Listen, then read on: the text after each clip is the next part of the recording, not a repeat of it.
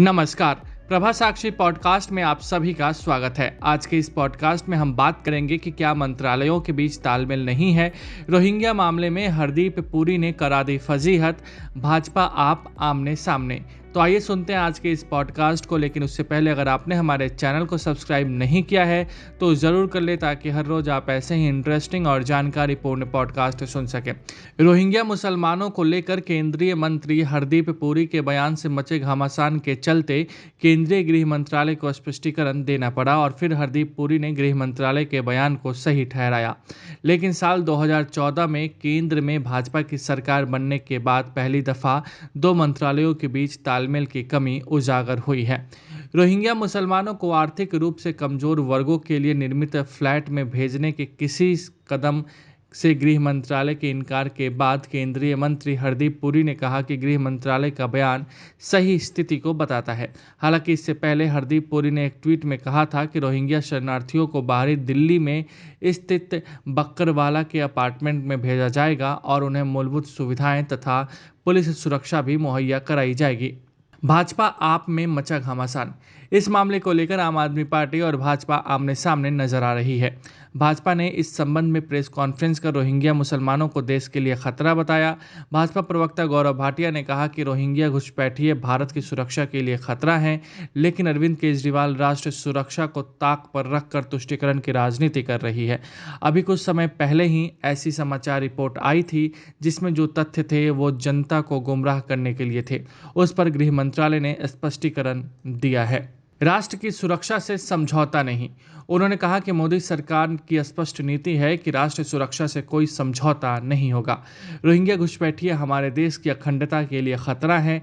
हमारे देश का कानून ये कहता है कि इनको डिपोर्ट किया जाएगा और ये क्षेत्राधिकार गृह मंत्रालय का है। तो ऐसा क्यों हुआ कि 29 जुलाई को हुई बैठक में, जिसकी अध्यक्षता दिल्ली के चीफ सेक्रेटरी ने की, उसमें जल्दबाजी में एक फैसला लिया गया कि इन सभी घुसपैठियों को EWS के लिए बने घरों में शिफ्ट किया जाएगा। कैसे शुरू हुआ विवाद? केंद्रीय मंत्री हरदीप पुरी ने बीते दिनों एक ट्वीट किया था जिसमें उन्होंने लिखा था कि भारत ने हमेशा उन लोगों का स्वागत किया है जिन्होंने देश से शरण मांगी है। एक ऐतिहासिक फैसले में सभी रोहिंग्या शरणार्थियों को दिल्ली के बक्करवाला इलाके में स्थित फ्लैट में हस्तांतरित किया जाएगा। उन्हें मूलभूत सुविधाएं, UNHCR परिचय पत्र और दिल्ली पुलिस की 24 घंटा सुरक्षा मुहैया कराई जाएगी। उन्होंने ट्वीट किया था कि जो लोग भारत की रिफ्यूजी पॉलिसी के खिलाफ झूठी अफवाह फैलाने का काम करते हैं, उसे CAA से जोड़ते हैं, उन्हें अब निराशा मिलेगी। भारत संयुक्त राष्ट्र के रिफ्यूजी कन्वेंशन 1991 को मानता है और रंग, धर्म और जाति के बिना जिसे भी ज़रूरत है उसे शरण देता है। हरदीप पुरी के इस ट्वीट के बाद घमासान छिड़ गया और केंद्रीय मंत्री ने इस ट्वीट को डिलीट भी नहीं किया।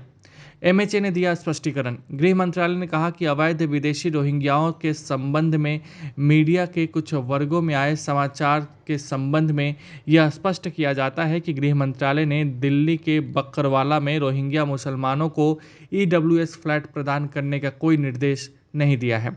साथ ही अरविंद केजरीवाल से अवैध विदेशियों को उनके मौजूदा स्थान पर ही रखा जाना सुनिश्चित करने को कहा है। आपका केंद्र पर हमला। दिल्ली के उप मुख्यमंत्री मनीष सिसोदिया ने आरोप लगाया कि भाजपा नेतृत्व केंद्र सरकार राष्ट्रीय राजधानी में रोहिंग्या शरणार्थियों को अस्थायी आवास देने की गुपचुप कोशिश कर रही है। इसके साथ ही मनीष सिसोदिया ने गृह मंत्रालय के इस दावे को खारिज कर दिया कि इसमें दिल्ली सरकार ने प्रस्ताव दिया था। उन्होंने कहा कि केंद्र सरकार शहर में EW श्रेणी के फ्लैटों में रोहिंग्या शरणार्थियों को हस्तांतरित करने की घोषणा को सुबह उपलब्धि बता रही थी, लेकिन जब आम आदमी पार्टी ने इस पर विरोध जताया तो उसके बाद इसकी जिम्मेदारी दिल्ली सरकार पर डालना शुरू कर दिया गया।